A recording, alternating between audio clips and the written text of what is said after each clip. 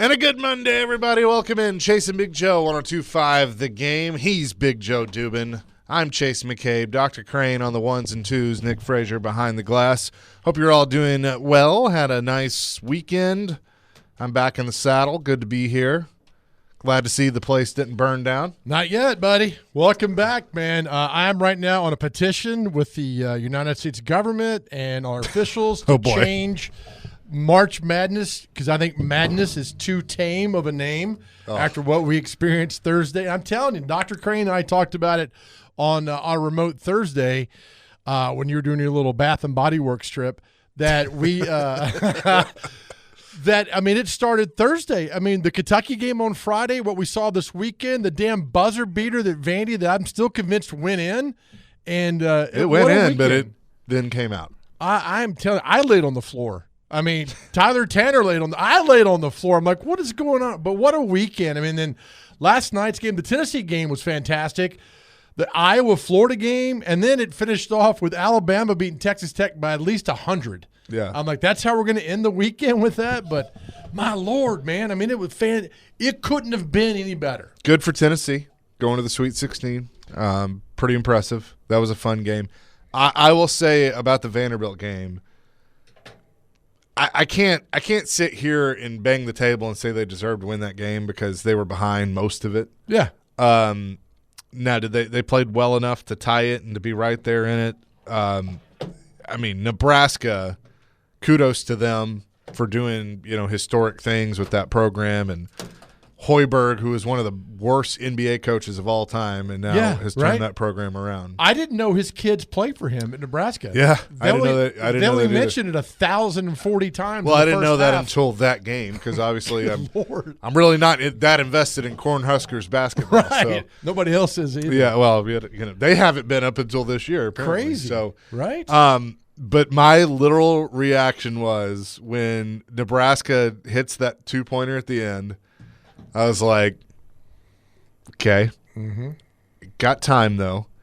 And when Tanner threw that shot up, I'm sitting in the darkness of a room, and I just go, sure, and then close the iPad and went to bed. That's the best thing to do right there. That was literally, I was just like, I hope he comes back. He's a hell of a player, man. Tyler Tanner? Hell of a player. Too, yeah.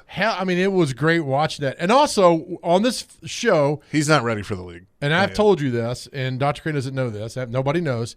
We're officially ending the moniker regular season Rick. It's done. Okay. 4 straight Sweet 16s that he's got that bat. How many coaches have won a national? There's a handful of coaches that have won national championships, that are still coaching? So that's a good question. Dude at Florida. Tad Golden, who Bill Self, Calipari, Hurley, Connecticut, Drew at Baylor, yep. So there's not a lot of coaches who have won national championships.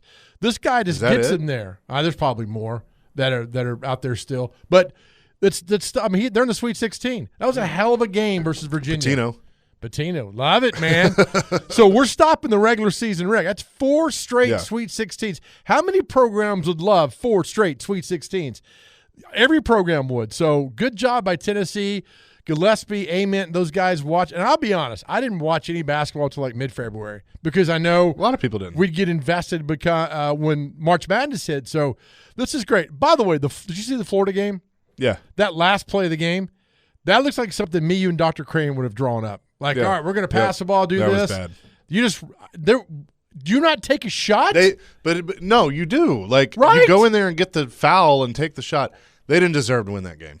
No, not at all, man. So they're the first, right? First one knocked out. Yes, yeah. It was great. And the story of that kid that hit the 3-pointer points to his dad passed away. Single mom raised him, and they struggled a little bit. I mean, it's a great, great story to see what he did, but holy cow, man, what a day. You weren't with us Friday when Kentucky had that shot, and then St. Mary made their shot, and then I think I punched Nick like 15 times in the arm and go, we were so excited for all that screaming over a boombox. I had a pizza slice on my shirt, and I was like, where did this come from? And Joe was like, sorry. And Connor was going crazy as producer, the Rifleman, and so it was just amazing. And so, yeah, what a weekend for everything. I mean, as good as you thought it would be, it was better than that with all the games that happened. And now we roll into the Sweet 16. What SEC teams are left? Arkansas, did Alabama, Tennessee. Is that it? Did Texas get to 16? Yeah. So Texas beat Gonzaga. Yeah, now they play Purdue. Okay, so 14. So they're in 11. I want to say they're the highest seed left because they're in 11. That's correct. Yeah. So Texas will play Purdue. Iowa will play Nebraska. Arkansas and Arizona. Illinois and Houston. That's Thursday. And then Friday, St. John's and Duke, which, oh, my God, what a game that's going to be. Right. Alabama, Michigan, Michigan State, UConn, and then Tennessee and Iowa State. It's good. So nice, it's a good little run there. Yeah, that St. John game. What a game. I mean, guy hadn't scored a point all game. And did you see his shot? It wasn't a layup. It was like he was overextended to his side and put it up there, and the ball went in, man. And just a great, great weekend of games. God, so good. Do you think Hubert Davis should be out at North Carolina? Yes. I do. But I don't think Roy Williams should be allowed to pick. No. I think Roy's got his hands all over that program. He's taken over Dean Smith's role. I think Hubert should hey, man, you did well. Take care now. It's just sometimes you got to move on. I would call Golden, make him tell you no. I mean, he's a young coach. Like, he's the hottest thing out there. Make him tell you no. There's a few others. Make them tell you no. But get out of the family. I mean, that we've seen this so many times. Like, if you do make the move, I mean, stay out of the family. And I'll tell you, as much as I hate to say it, a guy that I think would be a really good hire, Michael Jordan, Mark Bryanson. No. I think he'd be a great hire. I think Carolina's job too big for him. I don't. Look what he's done in 2 years at Vanderbilt. Won one game in the tournament. Yeah, but think about what that program was, and you've gotten them to the tournament twice. I'm not going to sit here while you disparage Jerry Stackhouse's name. If North Carolina wants to do the funniest thing ever, hire Jerry Stackhouse, and then I will call Chapel Hill radio stations and be like, You want to have some fun? Let me tell you how that's going to work out. And then he'll come after you on social media. Probably. I like Jerry Stackhouse as the person. He was nice to me, but he was not a good basketball coach. No, not at all. Not at all. Not a good head coach. I think he's an NBA coach. There's a lot of guys you look at who the 16 is now, all these coaches. The funniest thing ever would be go hire Pitino. I would say Nolan Smith. I mean, North Carolina has something to offer there. That'd be pretty funny. He'd never go. Yeah, I know, that'd be funny, though. Do you know why he would never go? Duke. He's a Duke guy. North Carolina. Who did Belmont just hire? Never hire. Evan Brads. That was that Duke? Yeah, he's a former player. But he played for Rick Byrd, right? Yeah, Rick Byrd. Great, yeah. Rick Byrd. Yeah, he's a hell of a coach. That's a good hire. It's a great hire. It's a really good hire for them. Should hire Drew Maddox, but hey, we're partial. We get well all now that. Drew can continue to. That's right. Wednesday at the Omni, right, yeah. Drew? We'll keep you for 4 hours this time. But yeah, no, that was I saw that over the weekend, and then what's his name that's been an assistant forever is going to stay on. Yeah, and then Siena lost their coach to Syracuse, and then South Florida's coach is going to Providence. I mean, it's just this is what happens every year. Yeah, LSU just fired their coach. Did they? Yep. I didn't know that. Yep. So they'll be in the market for somebody. They probably can't pay him because they're paying Kiffin everything. Well, that's a good thing. Well, Kiffin's going to coach both. He should. It's a good thing I was listening to. I guess it was Rex Road this morning about the good thing about the NIL now is a guy like Tyler Tanner. Yeah. He should stay another year because of the NIL. Yep. Joe had a great point about it. About now you don't have to go. I don't think he's ready for the NBA. Me neither. But now you don't have to go. Yeah. You get NIL money. Take the money and try to get bigger and stronger. And go that way. So this is when the NIL works well to do all that. So I well, like here's my and I agree. My thing on Vandy, and I felt this way from the very beginning when they had that 16-0 run to getting eliminated this weekend. They got to get bigger. They got to get bigger. If they get just a little bit bigger, They will be better and get a little deeper, and they will be better. Please. Dr. Crane, I'm counting on you. Dr. Crane, I'm counting on you. You are a child. Thank you. An absolute child. But listen, everybody shoots threes. So I get your point. St. John would come down the court and fire threes. Like, Tanner was getting thrown around. Oh, yeah. Like no other. And, I mean, he can't help. He is what he is. I think he's going to get bigger. Who was it, the Bull? Was it Oakley that signed to protect Jordan? Yes. Okay, yeah. Because he was on the Bad Boys, I think. No, the Knicks. The Knicks. Yep. And they got him to battle the Bad Boys because Jordan was just getting his you-know-what beat by Rodman. Yep. And others on the Bad Boys Pistons. Yeah, that's good. You have a very good point there, and it's just, you look at how the game's evolved, and now everybody's jacking up the threes, and I understand that, but if you drive inside, you're going to get fouled. You're probably going to get the bucket, and just how basketball, the dichotomy of the three-pointer versus driving the lane is so different. But it was fun to watch this weekend as it all kind of went down, which leads into our question of the day, and you can chime in on that at 615-737-1025, driven by WilsonCountyHyundai.com. A lot of big sports moments happened this weekend. For your favorite team, what's the greatest sports moment you think they've ever had?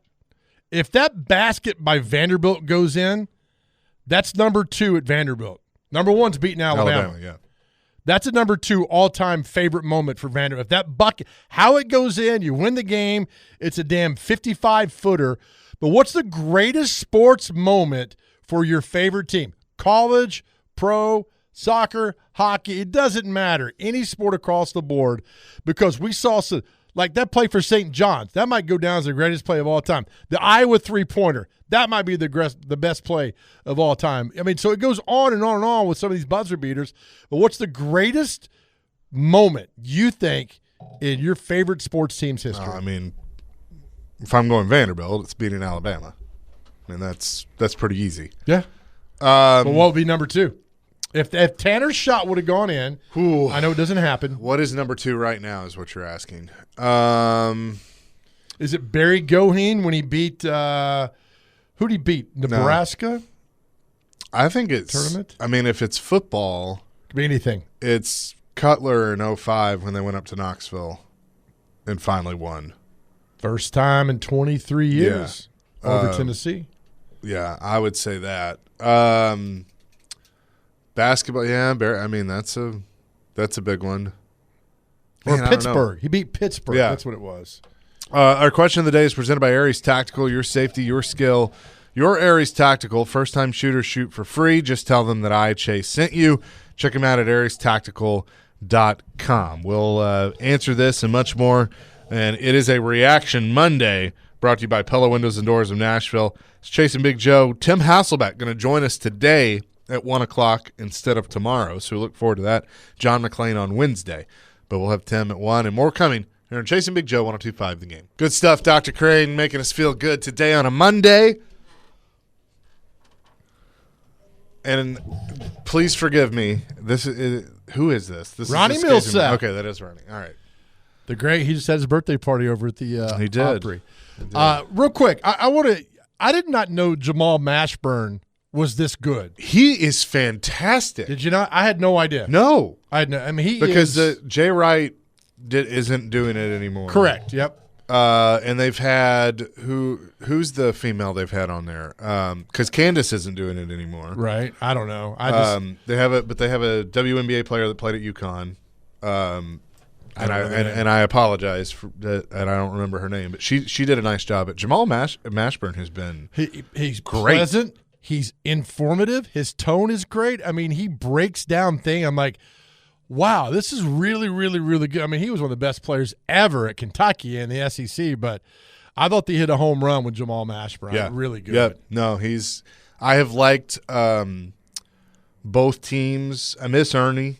I think Ernie's going to do the Sweet 16, but and I really like Nate Burleson. I really do. I liked him on Good Morning Football. I think he does a really nice job on CBS. He's not a host. No, not at all. And that's not a slight. No. I think they're trying it. I think CBS is being smart because they're trying to find their next Greg Gumbel or Jim Brown or and they don't have that right now. I think what's his name that does college football? Spiro, not Spiro. What's his name? Adam Zucker. Adam Zucker. Yeah, I think Adam does a nice job. By the way, we saw him at SEC Media Days years ago. He's like 5'5". Yeah. He's a tiny guy. He does a nice job, but I don't think Nate's a host. Not at all. Nate's an analyst. I'm with you on that. But, I mean, Jamal does a great job. My friend Dale says, greatest moment for me, for a Tennessee fan, is T. Martin to Peerless Price in the national championship game back in the 1998 season. If you're a Tennessee fan, is that your greatest moment? I mean, maybe. Favorite moment? I mean, because basketball's, you've been to one Elite Eight and a bunch of Sweet 16s. But there's – what about the shot? Remember the shot Chris Lofton hit in the 2006 – was it over Wofford or Winthrop? Or he hit a shot from the corner with like a second to go in the tournament and beat them. That's a hell of a play that he had back then. But Tennessee fans, so it's all right. That's a good one. What else would it be? I mean, right now, yeah, that's probably – Or, you beat Alabama in 23. What's the knuckler field goal that went through? Oh, yeah. But to me, field goals aren't how I feel about kickers and punters. Yeah, but you beat Florida in 98 on a field goal. True. They missed theirs. I get all that. I mean, that was a pretty iconic moment. Clint Sterner fumbling down the line. Yep. That's one. But I think, Dale, I agree with you, man. I think the T. Martin to Peerless Price might be the greatest moment in your school's history. You know what a fun kind of sub-story of this is? What's that, buddy? Like, you think about these moments and who was involved in those moments. So, like, Tennessee, for instance, in 98 was T. Martin. But who's the beloved quarterback of all time? Well, I never won a national championship. I came close. And he never beat Florida. Now, he is. He's one of the greatest of all time. He deserves every accolade that he's got. I just think it's funny. You're right on this. But, like, if you asked a Tennessee fan, say, you got to win a game, you want Peyton or T? I'd be fascinated to know their answer. At that moment, yes. Like, final drive. I mean, in Peerless Price played with Peyton, right? Sure did. Yeah. So, you have the same supporting cast pretty much, but you got to win on one final drive. You want 16 or 17? They're going to it'll be 16. But I'm with you, man. T won the national championship. He did all that. By the way, T. Martin just got hired at LSU as an offensive assistant, quality control, something. Well, good for him. I think he's been on Lane's staff before, right? I don't remember. He was with Harbaugh in Baltimore. Yeah. And so is his son at Middle? Yes. Was a quarterback. I don't know if he entered the portal or not to see what happened. So, on that being said. But, good on the line. What's Kentucky's greatest moment? Is it 78 with Goose Gibbons? Is it 96 with Tony Delk? Is it 2012 with Anthony Davis? Is it? Yeah, it's one of those. How do you pick those? Right. Those are national. Well, I think it depends on who you're asking.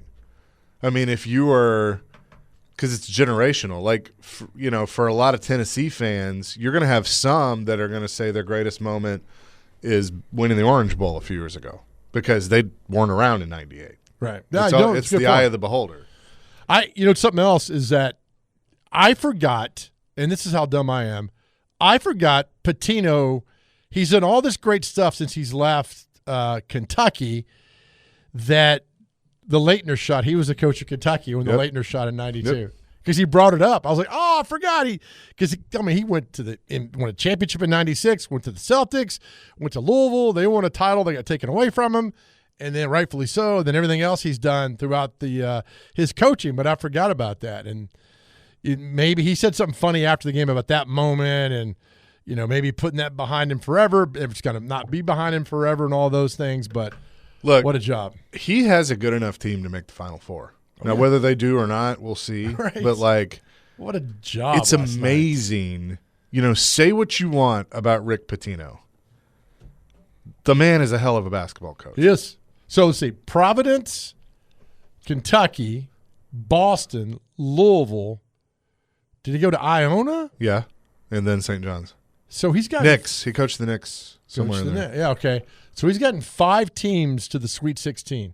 Hell, I went to the Final Four in '87 when Billy Donovan was his point guard when they went to the national championship. And didn't he get Providence to the '87 to the Final Four? Yeah, I was there. Yeah, I mean, it was that at Rupp? UNLV.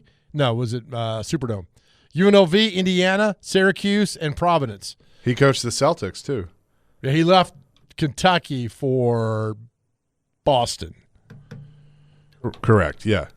So he left the Knicks for Kentucky. So Providence 85-87, Knicks 87-89, Kentucky 89-97, Celtics 97-01, Louisville 01-17, Panathinaikos, the team in Greece. Yeah, 18-20, Iona 20-23, St. John's 23 to present. So Iona, St. John's, Louisville, Kentucky, Providence. 5 teams he's gotten to the Sweet 16. Rick Barnes has what? Clemson, Texas, Providence, and now Tennessee's taking 4. Is that right? Did he get to the Sweet 16 Providence? Well, Calipari probably has. God. Memphis, Kentucky, and Arkansas. That's 4. Yeah. I love what he's doing. It's driving because he got Kentucky UMass fans to the Final Four, right? He did in '96. Yeah. Sure did. I mean. I love it. Kentucky fans are, we don't, whatever. It's driving a little thorn in their side. I mean, they're. We wanted him gone. They're ready to move on from Mark Pope. Yeah, they are. I mean, it doesn't take long. I mean, Iowa State just put the thumping on them yesterday. If they moved on from Mark Pope and Rick Pitino said, I'll come back for 2 years, they'd say yes in a heartbeat. The earth would tilt. Oh, of course it would. Even more than it does now. That'd be great. It'd be great. And why not? Why not do that? And it would be the biggest flex of it because it's like, let me come back for 2 years. You know, I mean, hell, he'll coach till he wants to. Where's little Richie Pitino? Is he in Mexico? Is he still there? He was at Minnesota, and they got canned. Richard Pitino. He was at FAU or FIU, right? One of the two? I think it was FIU.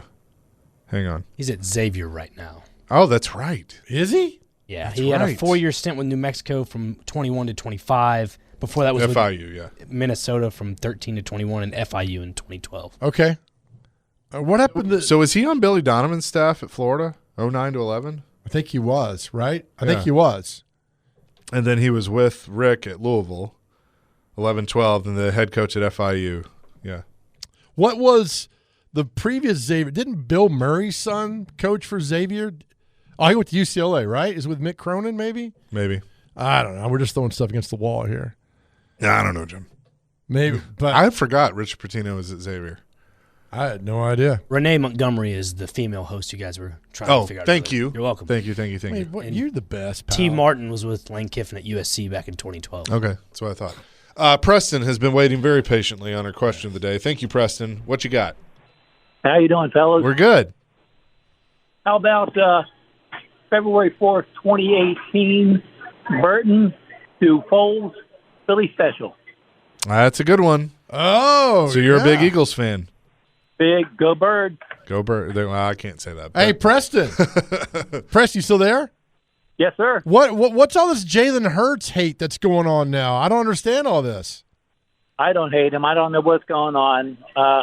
But I think Brown's days are numbered, though. Yeah. Well, they've been saying that. But I'm with you, Preston. Thanks for the call. Appreciate it. Thank you, guys. Appreciate it. Yeah.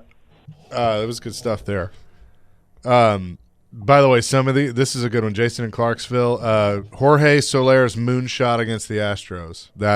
That's up there. What was that? That was the 2021 World Series with the Braves. Okay. That pretty much sealed the deal. Was it a moonshot? It was a moonshot. It won him the MVP. What's his name again? Jorge Soler. That's where the term Soler power came from. Did you come up with that? I did not. Good. But it's good. He did actually. Jorge.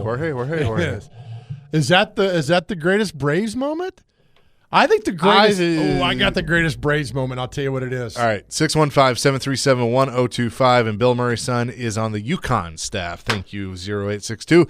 More coming. Chasing Big Joe, 102.5 The Game. Chasing Big Joe, 102.5 The Game. Some Everly Brothers bringing us back. My man, you're right. Here on we're going old school, but you got that was me. you. That was you doing a little shagging this weekend, a little back and forth with the Everly Brothers. Get your mind out of the gutter. Get your mind out of the gutter. Shagging, little dance. Shagging on the boulevard. So Chase is doing the twist. Yep. Down there this weekend, down in Florida. Can I say this for all the wrestling fans out there? That it kind of hit me today. I saw it on Twitter, and I could not believe it, but this is how old I am. 25 years ago today, World Championship Wrestling died. WCW? It was purchased by Vince McMahon and WWF. Was that the one that was on TBS all the time? TNT, Ted Turner. Okay.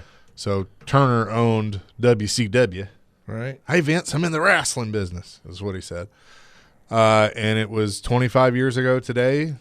Shane McMahon walked out on Nitro, and the press release went out that Vince, for $2.5 million, had bought. Was that 25 years? It feels like it was like a week ago. March of 2001. This is where they were.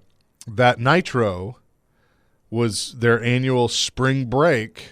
Oh, okay. And they were at Club La Vila in Panama City. Best club ever.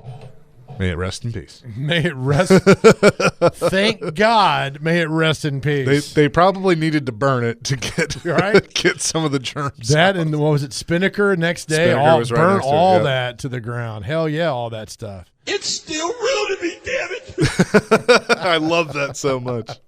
What's the one they're at? Are they at a wrestling match? It's a high school, and they're playing the national anthem. There's not a flag. And a guy's got flag Zubaz pants. Is this right? I think I'm right. They stand up and they're all staring at the guy's pants because it's an American flag pants. It's a video that's out there. It always makes me laugh because they're all like staring at this guy's pants because there's not an American flag around doing all that stuff. All right, so we said for the break, the greatest Atlanta Braves moment before, that at least I think, right? Is it not David Justice homer in 95? Oh, that's where you're going to thinking? go with that. I thought you were going to go with what's his name? Sid Bream. Oh, it's a good one. Yeah. That's a good one. That's really Sid. That day in the paper, David Justice had ripped at Braves fans for not being very vociferous and boisterous and everything, and then he hits that shot and they beat the Indians in the World Series. I just remember that like, man, look, I hated him because he took Murphy's spot. David Justice should go down as one of the, he was a very important part of that. Absolutely, he was. And I think because of other reasons, he doesn't get as much credit. But I don't think Chipper Jones becomes the player, maybe in more ways than one, that he became if not for David Justice. Right? No, you're right. You're exactly right about that. So I think that's something to kind of consider. But yeah, that's a good one. Because they beat the Reds and then beat the Indians in 95 to win it all. Now, we're not bringing the Titans up. We know what the Titans' greatest moment is. Yeah. That's done, right? The Music City Miracle. Yeah. So we move on from that. Do you think if they had won the Super Bowl, would that play of McNair basically being, the famous one? They dragged him down? But would that be the greatest play in Titans history had they won that game? Yeah. There's not because he was done. Yeah, he was dead to rights like 4 times. Yep. They put him on the ground and he got back up and he threw the ball down the field. It dies at the 10-yard line. Yeah, that's a great point. That would have been. That's another great question. Like, what would have been had that things happened? Yeah. What would have been? And that's one. Well, if they were, and by the way, this is a subject for another day. There's a lot of people are wanting to see statues at the new stadium, and I'm going to respectfully say no. I don't think there should be. But if you were going to do one, I think you do want a McNair being drugged down and thrown because it's such an iconic view. Is there a moment with him and Fisher? Because you could do have them together. You'd have to have the 3 of them. I'm all about that. I wouldn't mind that. If you did something like that, I think I'd be okay with it. The three of them together? Yeah.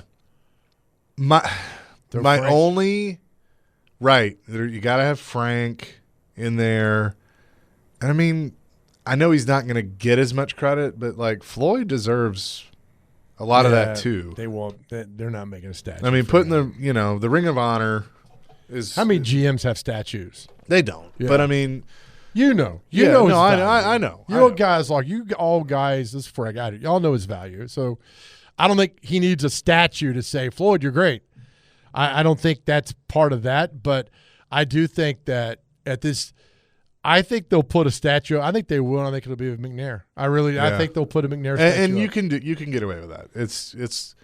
But I mean, I've respectfully said this before. Like I love Pecorine, and it's great that they build a statue for him. But I mean, But what? I don't know if anyone in Nashville has truly earned a statue. That's just me. Okay. But I love it. I got no problem with it. It's Pekka. Pekka's my guy. I have no problem with it. But, like a statue to me is you got to do some stuff.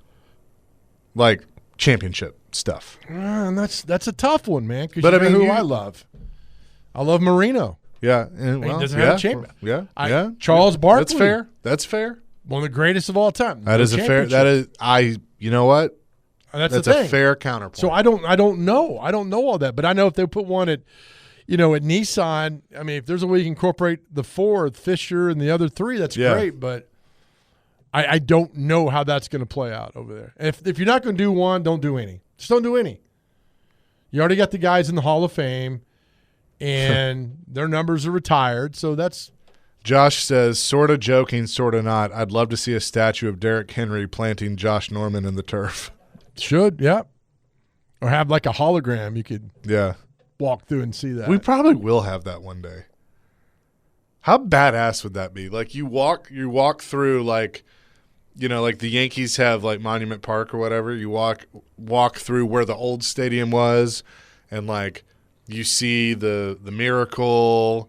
And then you see McNair and Eddie and Frank and like Derrick Henry stiff-arming Josh Norman. I mean, that would be pretty badass. There was a nice long gap between massive plays at Nissan Stadium. Yeah, there was. I mean, you take CJ out of it, his 90-yard run. I mean, CJ had a few, the 2,000 yards. Right, but that'd be cool to walk through the Music City Miracle while it's happening. But could you make the argument that because 2,000 yards is such an incredible accomplishment that you put CJ and Derrick up as a member of the 2,000-yard club? What do you mean? Like have statues. Like if you're putting statues all around Nissan Stadium. Nah, I wouldn't. 2,000. You can count on one hand or two hands. Well, what about the Hall of Famers? Oh, that's fair too. I mean, do you think they're gonna give the go ahead on a Mike Munchak statue? Actually, you know what I would rather see, and they kind of have this in other places, but like if there's a portion where you walk through, and it's the Hall of Famers, and you have their uniforms. So you have like the helmet, the uniform, and the shoulder pads, and the pants, and everything, and it's like there's Bruce, and there's and you can put Steve and Eddie in there too because you retired their numbers, right? But, you have those guys, like the actual uniforms, which would look really cool. Didn't Brad Willis tell us that the Tennessee Sports Hall of Fame is moving to Nissan Stadium? It is. Yeah, so have a whole Titans section in there.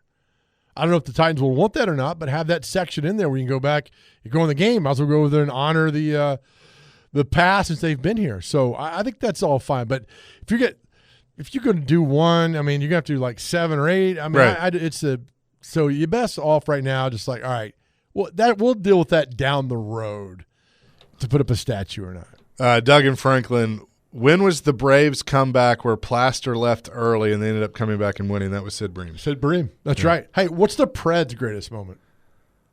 Is that Mike Fisher goal? Yeah, the triple overtime, or I mean, if it's a singular moment, yeah, probably that. Sweeping Chicago in the first round. I mean, that's team-wise, up there. Yeah. But give me a moment. And they honored it this weekend. Colton Sisson's hat trick in Game 6 of the Western Conference Final to beat Anaheim, that was pretty big because that sealed the deal. Right. That was a great game. But moment. I need a moment. Yeah, I mean, I would say the Fisher goal. Yeah. Yeah, I'd say that. At 1:15 in the morning, whatever time it was. It was forever. Yeah, right. It's great. It's a great, iconic moment we'll never forget. 615-737-1025 is our phone and text line, driven by WilsonCountyHonda.com. We'll have more coming next. Chasing Big Joe, 1025. Coming up in hour 2, we'll do the 60s. Dr. Crane on the top 10 countdown today. Right. This goes out to 90 and over in Brainiac. Am I the new Casey Kasem? Yeah, you are. Oh, yeah, you are. I mean, turn this on and you'll instantly in a good mood. I mean, it's Ricky Nelson. Do you know who his brother-in-law is? I have no idea. Wait, am I right on this? Hold on. Wait, is this right? No, hold on. Somehow Mark Harmon's related to them. How? Oh, I don't know. Pam Dauber is related to them, and he's married to Pam Dauber. Yeah, maybe.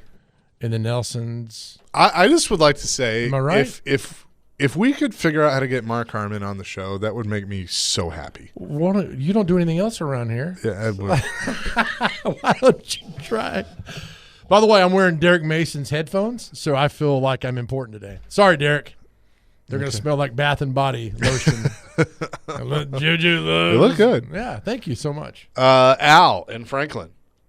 Al Day wants to answer the question of the day. What's up, Al? Hey, hello, gentlemen. Great show. Well, Big Joe's bounced around to Pam Dauber and Mork Mindy since I've been holding. But anyway, Mork and Mindy. But I wanted to add on to your comments that you raised a good question about the greatest play for the Titans, the McNair play during the Super Bowl.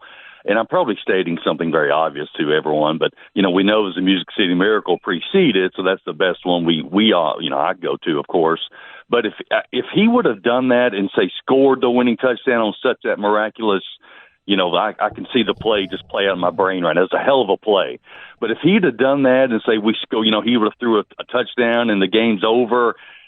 Sure, that would have been the big, but that would have been everything for the Titans. But I was agreeing with you. That was a great comparison, but it would have had to have been along those lines, of course. Again, probably stating something fairly obvious. But you're talking about statues while I've been holding. The only statue for the new stadium should be our Pro Bowl mascot, T-Rack, and it should be Kuharski doing the dedication and the ceremony and the speech. So. Anyway, hey, I love you guys, and it is Al Day all the time. So great show, gentlemen. Appreciate you. Appreciate it. Yeah. Al has a great voice, by the way. He does. By the way, Mark Harmon is the brother-in-law of the late singer and actor Ricky Nelson. Harmon's older sister, Kristen Harmon, was married to Ricky Nelson for 19 years. Through the marriage, Mark Harmon's the uncle to Tracy Nelson, Gunnar, Matthew, and Sam Nelson. There you go. We're all weirdly connected. And he was the quarterback at UCLA. Yeah, why don't you call it? Try to get him on. Oh, man, I really want to. Here's what I do with people, right? And this is, folks, listen up, bro. Get your ear real to the radio, to the speaker, whatever. Here's a Big Joe way of finding people. Go to their Instagram page and send them a message that way. Yeah. 9 times out of 10, they respond. 9 times out of 10, they say no, right? But the one time they'll say yes. So just go, if you want to talk, find their Instagram page. Explain who you are, and then it works. Now, it doesn't work for us on this show because we're busy and very talented men. No, I'm kidding. We are. So that's how I go after people. Yeah, okay. As I tell people I'm all the going to time, work on this. Send the email. I want Mark Harmon on the show. Send the email. Mark Harmon is in one of the greatest movies of all time. Summer School. Amen, brother. Yes. It is love that movie. One of the best Have you seen movies that movie? of all time. Awesome. I was telling my girlfriend that. It's great. It's funny. We were talking NCIS and Freaky Friday. He was in Freaky Friday. He was on The West Wing as well. That's right. There was another show, Chicago Hope, that he was on, but Summer School. It's great. 1987. 1987. Plus, his dad's a Heisman Trophy winner. I mean, come on, right? Mark Harmon's dad? Did his dad win Tom Harmon? Did he win Heisman Trophy at UCLA? Or not UCLA, but Michigan. I thought he did. Let's look it up. I know that Mark was the quarterback when Floyd played at UCLA. I do know that. His parents were – yeah, you're right. Heisman Trophy winning football player and broadcaster Tom Harmon. First Michigan player to win a Heisman Trophy. Elise Knox is his mom, who was an actress. Elise Knox. From Knoxville. No, she's not. No. Tom Harmon played for the New York Americans and the Los Angeles Rams. What year was he with the Rams? 46 to 47. Not long there, but that's okay. Well, if John Wayne, if we got John Wayne fans, he was discovered. He played football at USC. They came out, I think it was John Huston came out to film something at the Coliseum and needed extras. And John Wayne was an extra, and he played, I think his name was Michael Morrison at the time. Marion Morrison, isn't that right? And then they came out and then said, "You're a big old fella." And that's how John Wayne fell into becoming an actor after getting discovered playing football.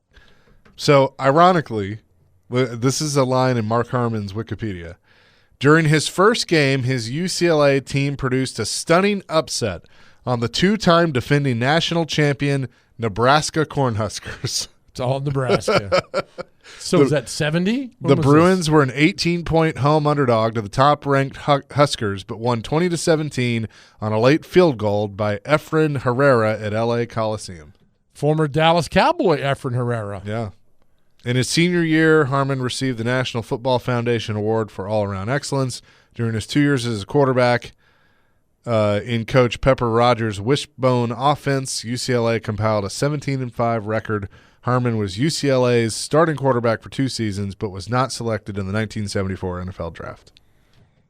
So there you go. So when you text him or email him, you can say, "Hey, did you know that you were?" And then I just remember we were sitting in the office one day, and I was talking about NCIS with Floyd, and Floyd goes, Mark Harmon, that was our quarterback. I'm like, what? All weirdly connected, man. I know. Coming up next, we'll talk to another quarterback, Tim Hasselbeck. We'll do that next on Chasing Big Joe, 102.5 The Game.